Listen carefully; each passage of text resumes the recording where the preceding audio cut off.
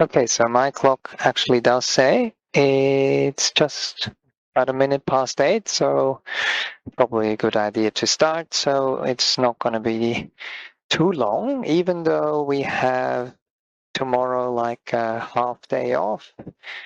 So after breakfast, there is still some time to just, recover a little bit or just be quiet, meditate, not have to think about where we're going, or hopefully not having to pack too much.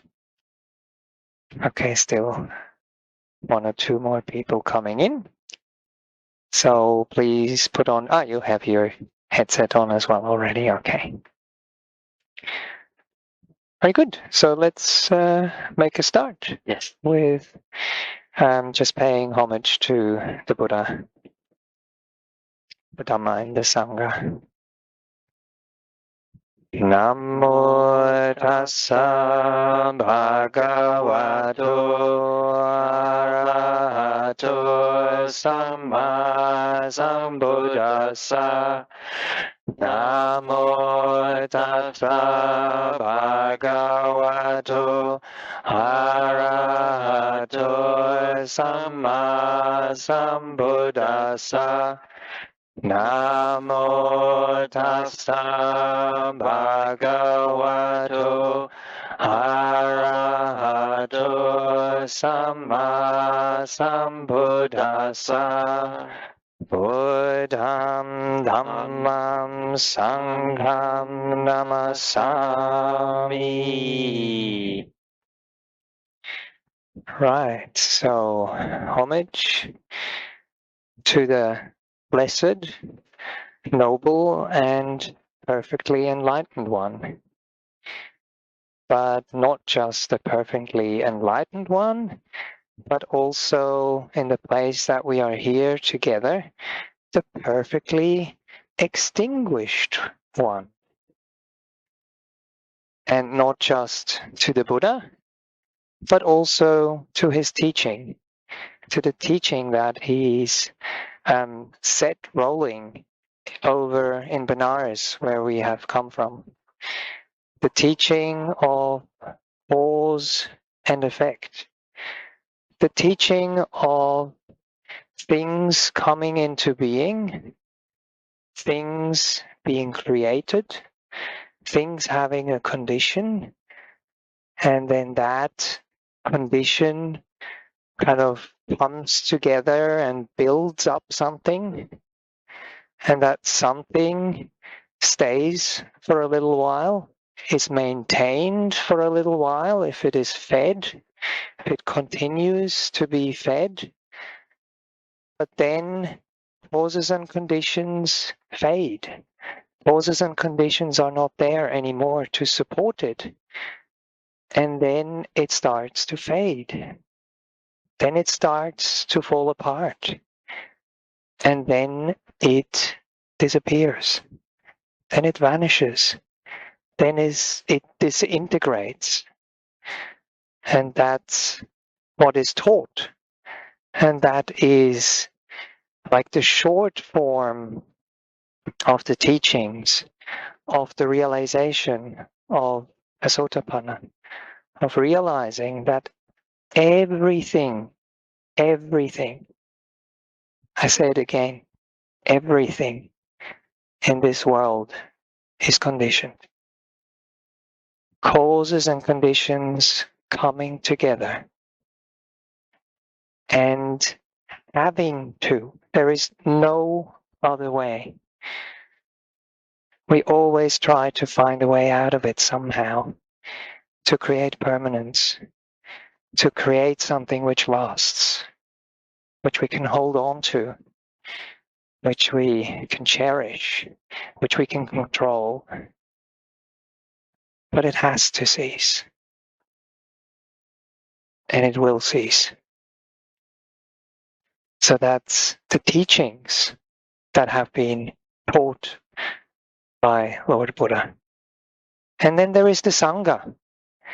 The Sangha is the people who have heard this, who had faith, who had open hearts to listen, to let it in, and to reflect on it, to ponder on it, and not so much from logic, but just from faith, from trust, from inspiration, from resonating with this teaching, with this realization of the Lord Buddha. And then getting it, understanding it, step by step, accepting it, allowing it to grow, allowing it to percolate into our views that are always wrong from the outset. When the Buddha or Buddhism is taught, when we talk about Ditthi, it's always Miccha Ditthi, wrong view. We don't even need to use the word Miccha. Ditthi is view and is wrong view.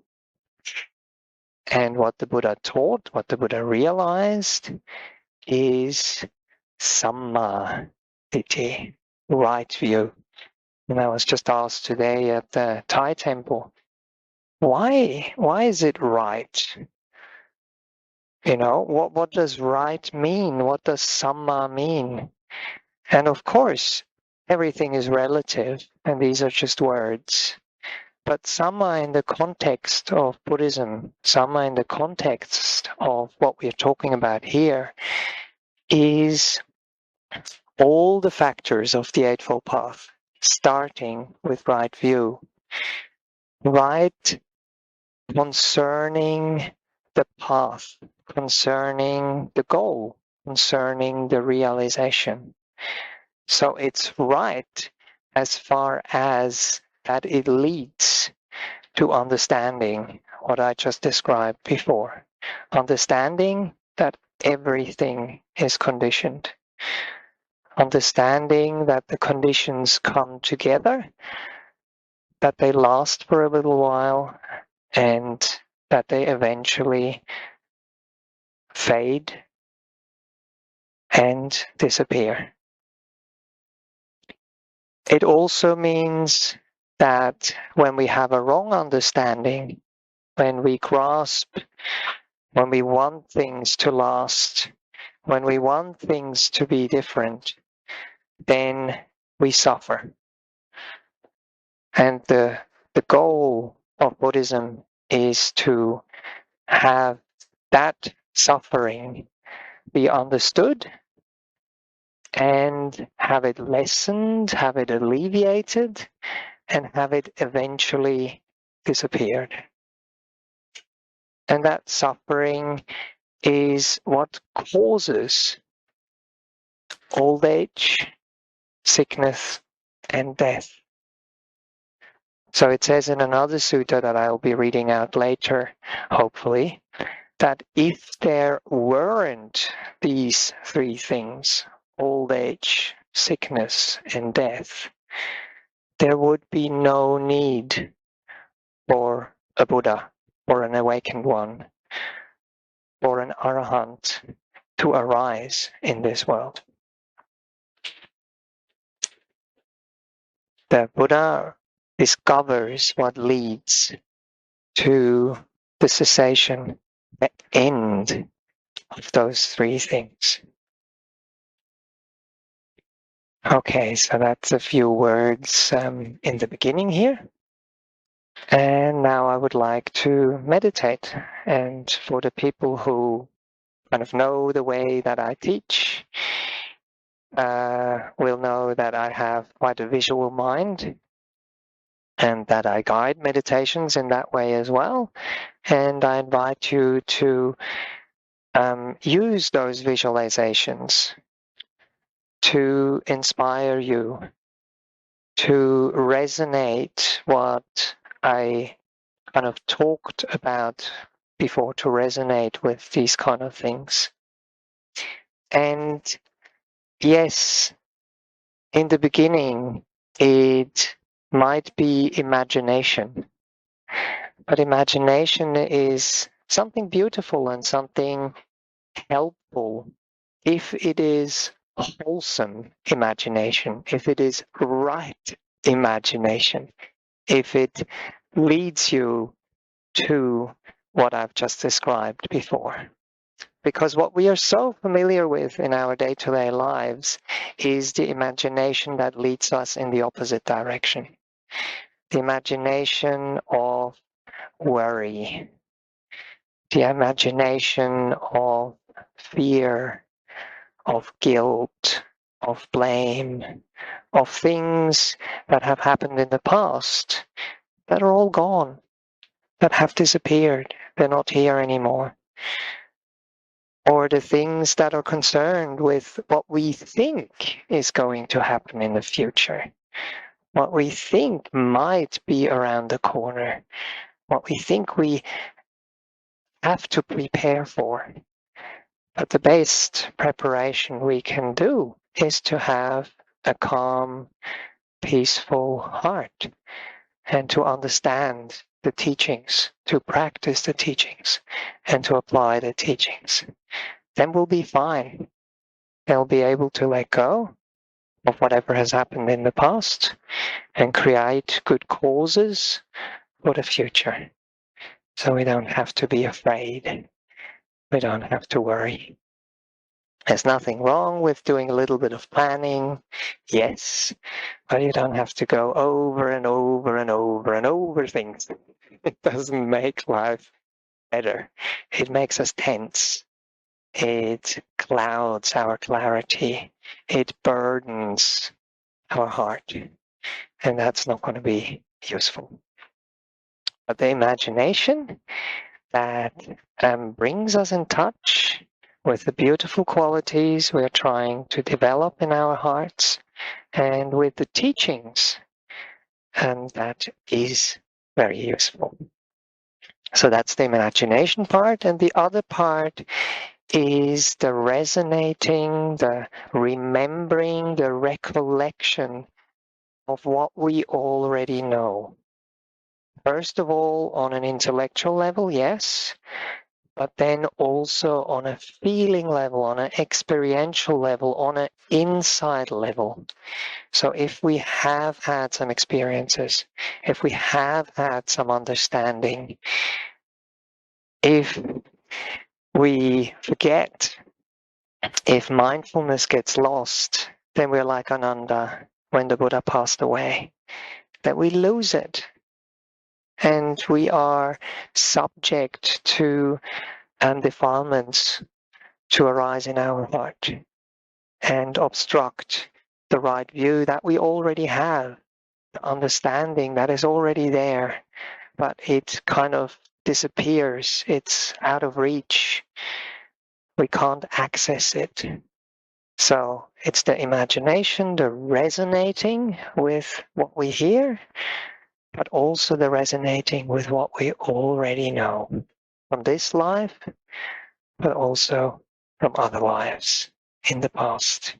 The practice we have done, the understanding we have gathered, that might not be accessible in our day-to-day kind of mind state. And that's why it's so important to calm, purify, clarify the mind as much as possible in our lives, to maintain it, to deepen it.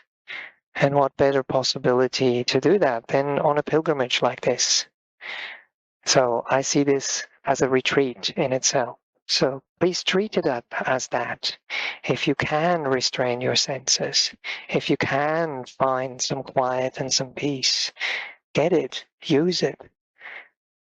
And if you can find some inspiration, if you can connect to the places we visit, if you can connect to the beings that were here 2,500, 600 years ago, and they're still around, and they've heard the teachings, they know the teachings, they understand the teachings. Use whatever you can.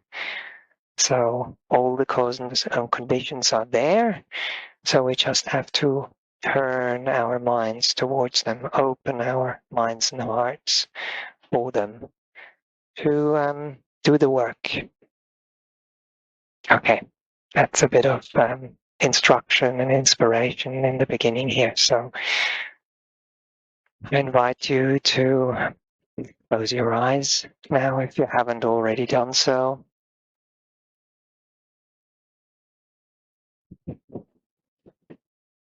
To feel your body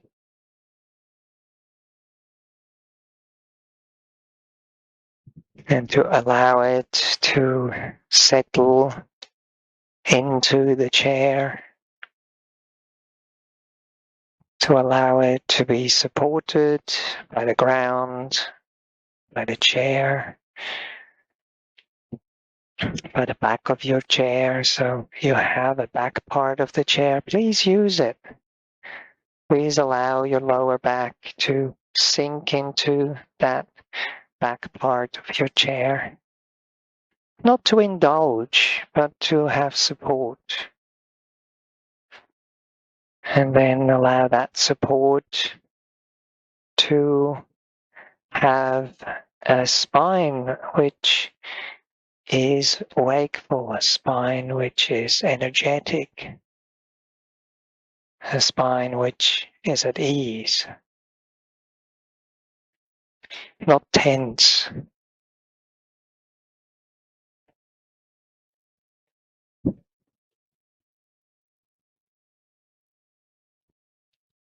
And then find a comfortable spot for your hands to rest.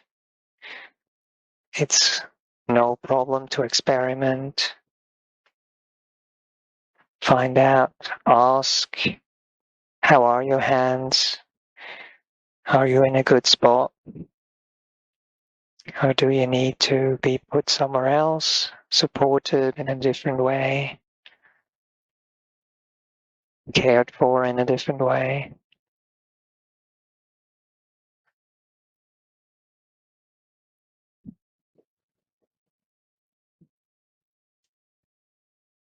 And when you find that kind of right spot, that right balance, then you can let go. Then you can relax. Then you can let your hands, your arms be. Your feet, your legs, relax, soften, be at ease.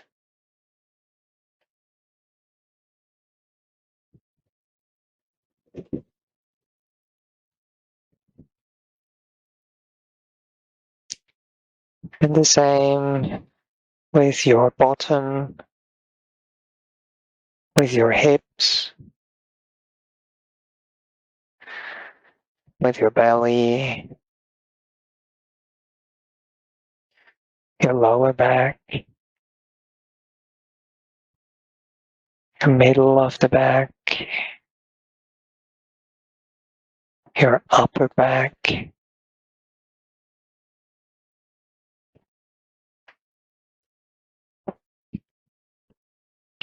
your shoulders and shoulder blades. Give them room, give them space, so that the breath can just come in and out as it needs to right now. Unobstructed, unhindered. Allow your chest to open, to be at ease.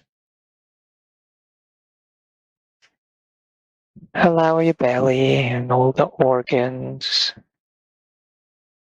that digest to do their work, trusting them, supporting them, softening them.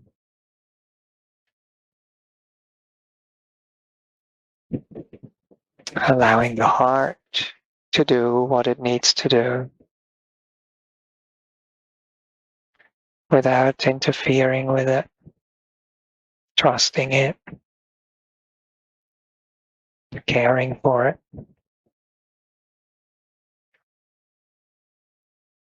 And also your lungs.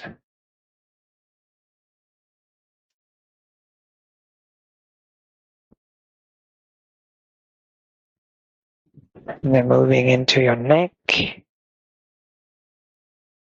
allowing it to stretch naturally, like a plant that grows towards the light by itself. Don't have to do anything. It knows where the light is.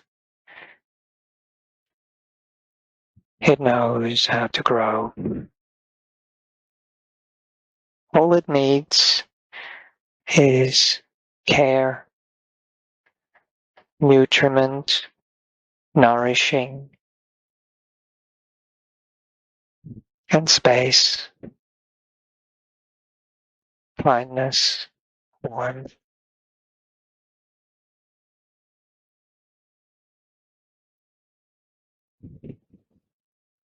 And then allowing your head to balance naturally. Maybe you have to move it around a bit, left and right, up and down, and just find perfect kind of balance. Not what you think, but what you feel is right.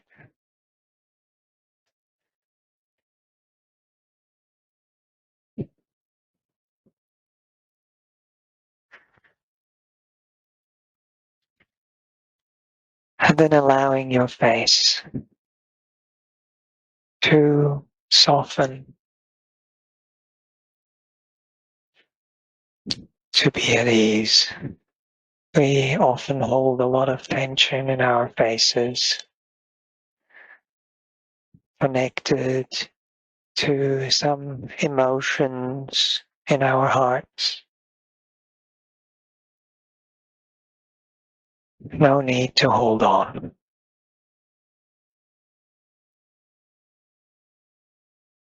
No need to judge what is there either. Just accepting, understanding, caring, and allowing to settle, allowing to rest.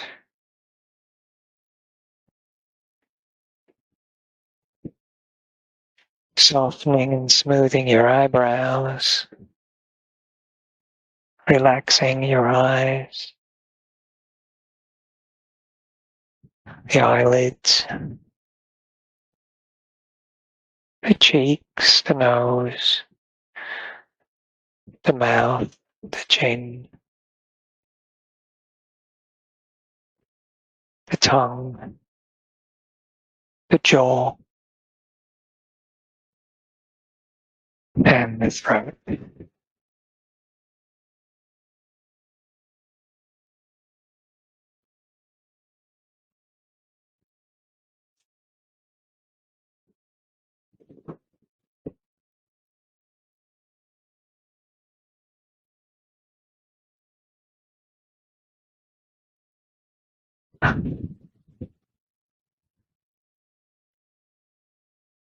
And then allowing the body to fade into the background. Allowing the relaxation, the ease, the peace, and the contentment to calm everything down.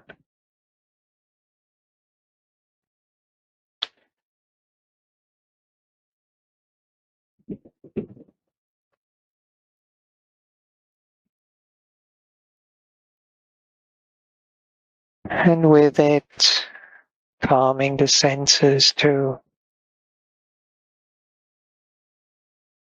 whatever feelings, whatever kind of perceptions in terms of touch are left. Just allowing them to quieten down, not getting caught up, not getting pulled out into the world by them.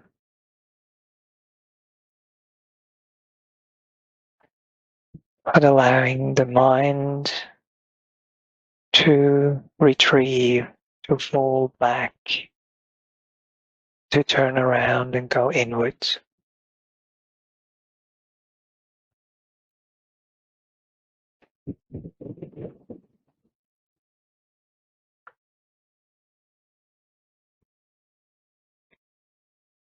And also allowing the world out there, the world of sound, to do its thing. Nothing to do with me. Not my problem.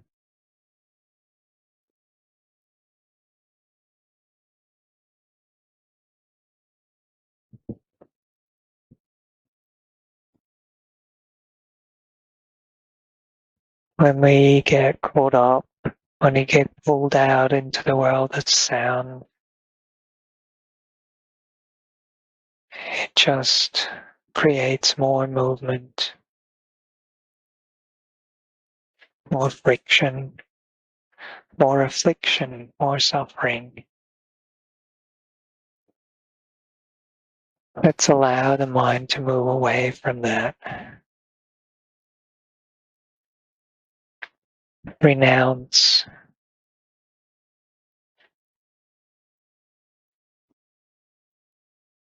Just letting it be, letting it move away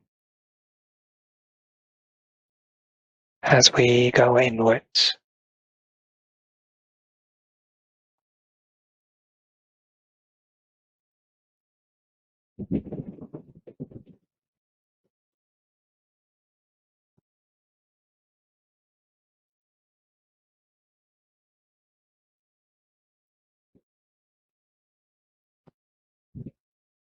And then let us imagine that we are in Benares, where we just came from, but not in the current time, but 2,500, 600 years ago, as it was back then when the Buddha was there with his 5 disciples. Imagine that you are one of those 5 disciples. In the presence of the Lord Buddha.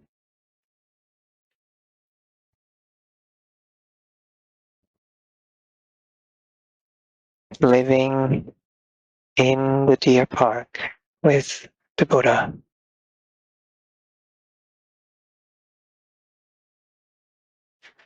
And being instructed by the Buddha.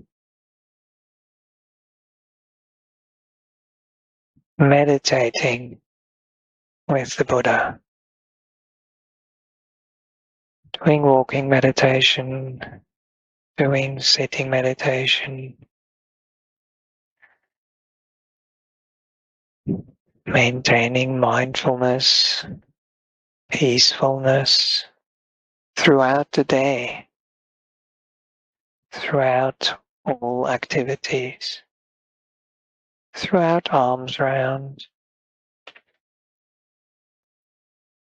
and even throughout the night. Meditating in the evening, cultivating the path, and then allowing that to seep into sleep, into rest.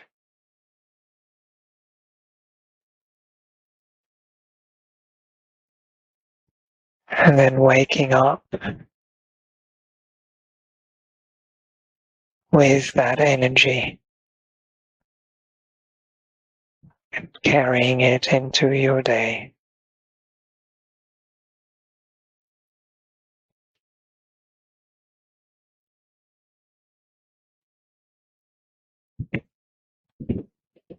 And over many days, again and again, hearing the Buddha explaining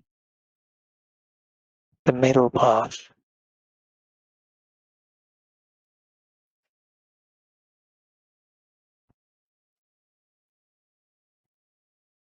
Not indulging, not mortifying or forcing the body or the mind, not indulging or being addicted to or swayed by the five senses and the five sense world.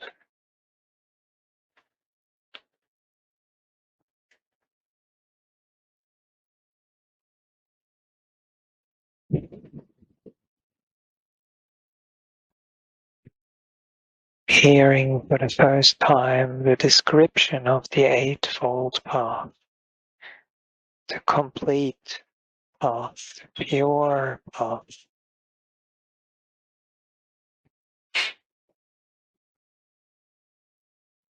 The path which has nothing missing and nothing added on, which is unnecessary.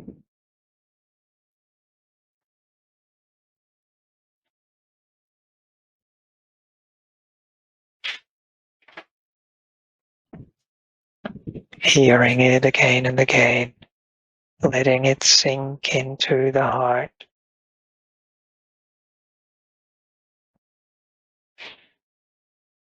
And then following it, practicing it.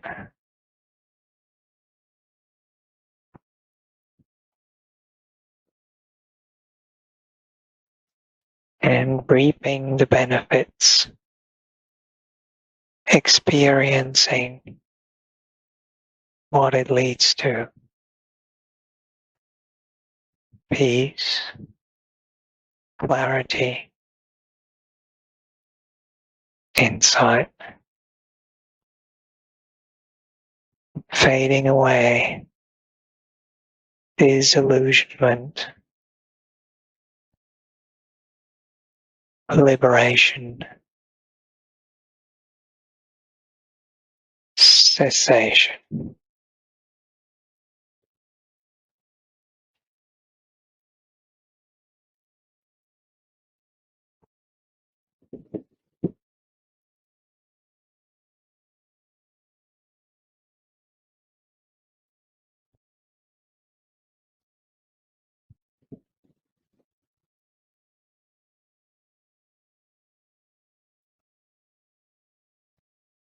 Understanding that everything which has a cause, which is conditioned, will be deconditioned. Dependent origination and dependent cessation.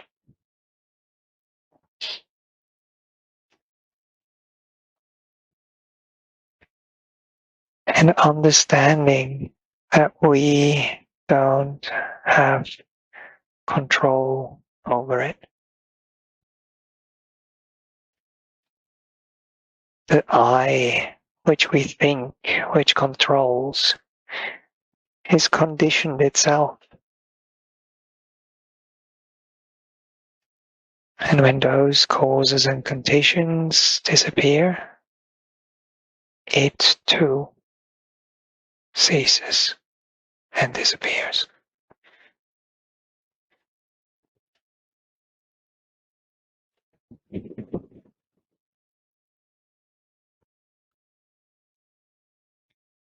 There is no core.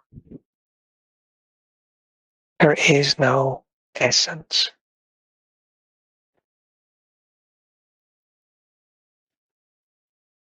Nothing to hold on to. Oh, what bliss.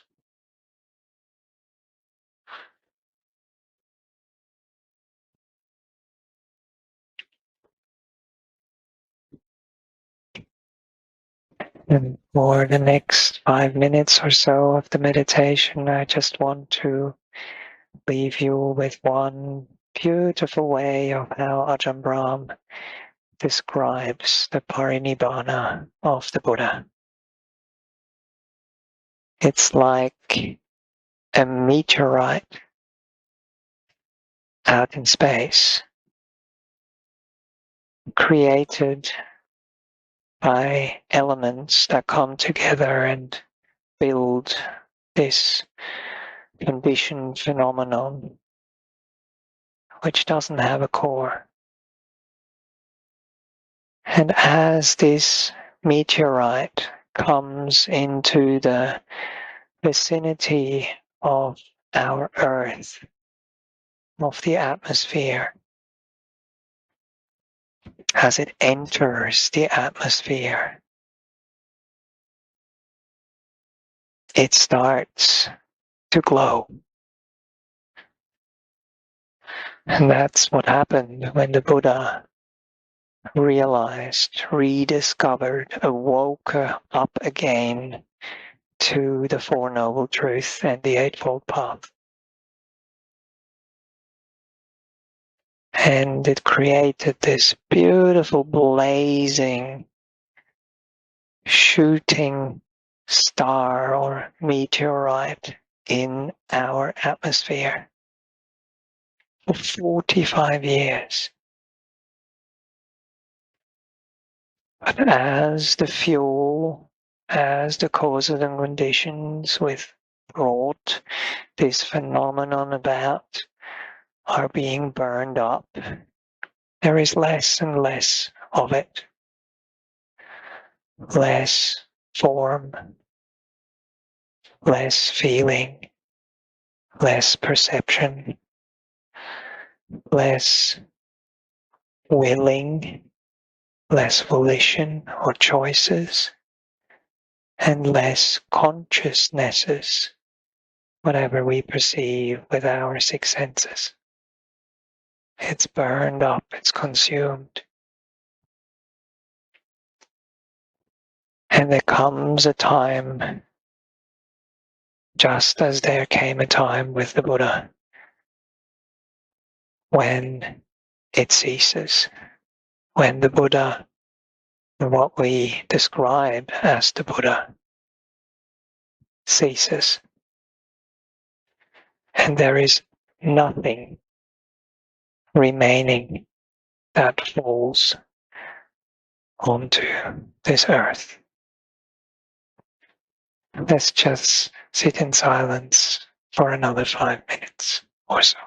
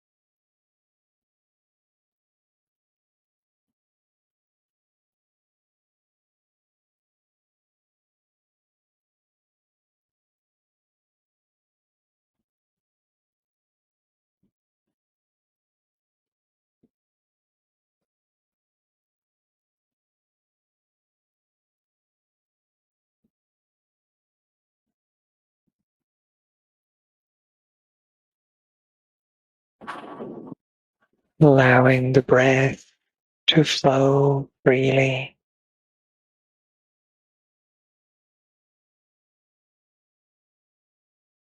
Breathing in peace and breathing out, letting go.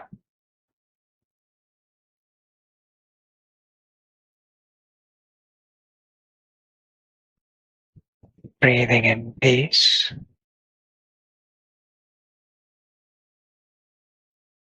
Breathing out, letting go.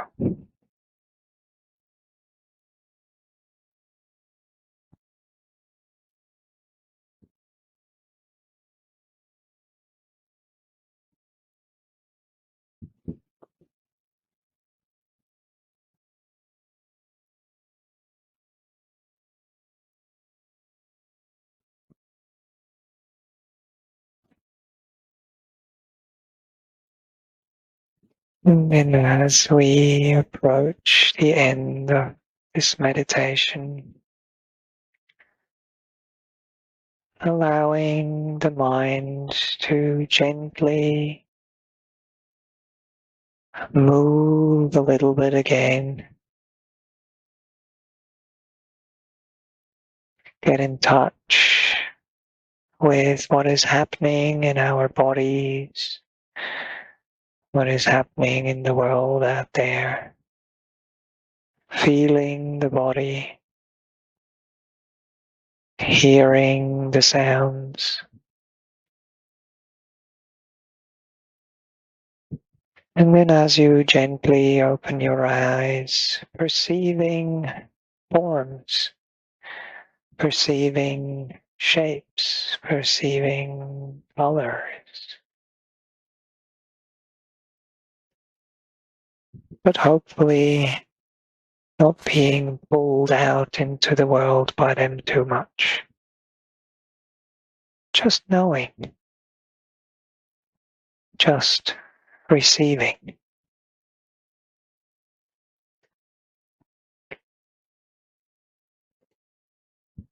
So it is 8:44, almost 8:45.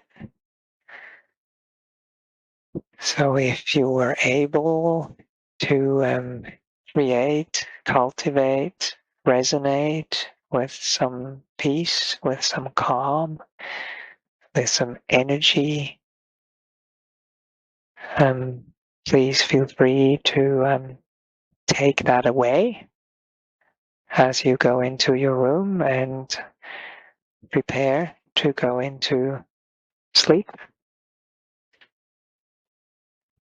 But if there is any questions at this point, I'm happy to kind of try and engage and answer or respond. But I'm aware and a bit wary of not wanting to destroy the energy that was created.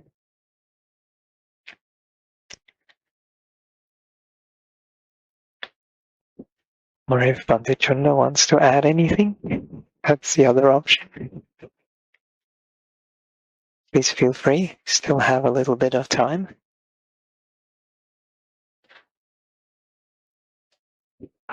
Yes, this our practice is basically learning to purify one's mind. So once the mind is purified, it can be calm and peaceful. Then it's learning not to attach to things in the world. Because when we attach to things in the world, it can bring a lot of busyness in the mind and also confusion. So basically right view is basically keeping still, purifying the mind, action, speech, and also intention. Once that is purified, then is to listen to the Dhamma again and again, because the Buddha taught 45 years of his life he taught about 5,000 suttas. So in order for all of us to listen to the Four Noble Truths in many different angles, the more we listen, the more we can see the teaching more clearly. As he arises in our heart, in our mind, then we can see things more clearly. So it leads to more happiness in the heart and the mind. And when there's happiness, heart, and the mind, you can see things more clearly. Also, discussion is very important. So when you have Dhamma discussion, you can make things more clear. And when things are clear, things will make sense. Yes. So the Sila part is very important. The learning is very important. But also the Samadhi to purify the mind. So once the mind is pure and clear, then you see things more clearly. This practice of Sila Samadhi takes time to really grow. So if we can develop the higher Sila, we keep the 5 precepts up to the 8 precepts. Then the Samadhi is basically learning to cultivate, to train the mind in goodness, in kindness, in compassion, in loving kindness and letting go. The more you train the mind in Samadhi, the more wholesome qualities will grow in one's heart. As they grow, then you can let go more, you can see things more clearly. Then the mind becomes purified, radiant and bright. When your mind is radiant and bright, you can see things clearly. There are some practitioners where the heart is so pure that when they sleep at night, instead of darkness, there's brightness. It's so bright and radiant. It's like you're almost like heavenly being living and existing in this world. So as you purify the mind, then you have nice dreams, and your place will become serene and serene, and also like good complexions. As a mind purifies, then as you get older, as this body falls apart, then we're not afraid. We realize this is all cause and condition. Aging, old age, and death is very natural. But something that is internal is the mind. We purify the mind. We see that having a self is a lot of suffering. But the more we let go of the self with a still clear mind, then in meditation, the concept of non-self becomes very clear. If there's a self, there's always busyness. There's always things to do in the world. But you see, with a mind that's clear, pure and bright and radiant, and you see, yes, the self brings on suffering. And if there's no movement of mind, there's stillness, calm and peace. Then you start to see things more clearly. Okay, so we can allow the audience to ask any questions.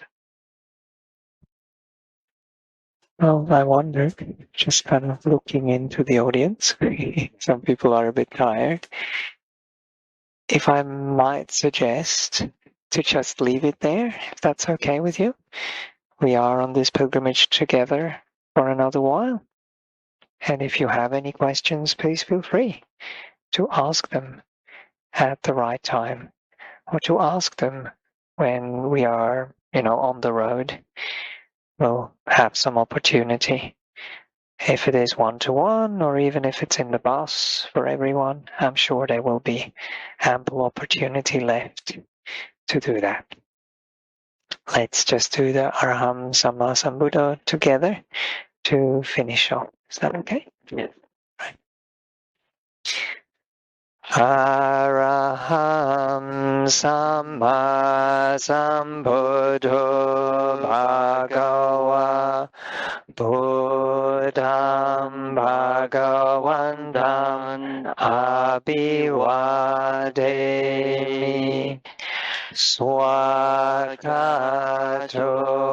Bhagavata Dhammo Dhammam Namasami Supatipanno Bhagavato Sāvaka Sangho Sangham Namami. And just as I was saying that, what we usually do anyway after any talk, we do stay back for a little while. So if you do have a question and you want to come up, you can do that. But I just didn't want to, kind of burden the whole group with it at this time. Okay. Please have a good rest. See you tomorrow morning.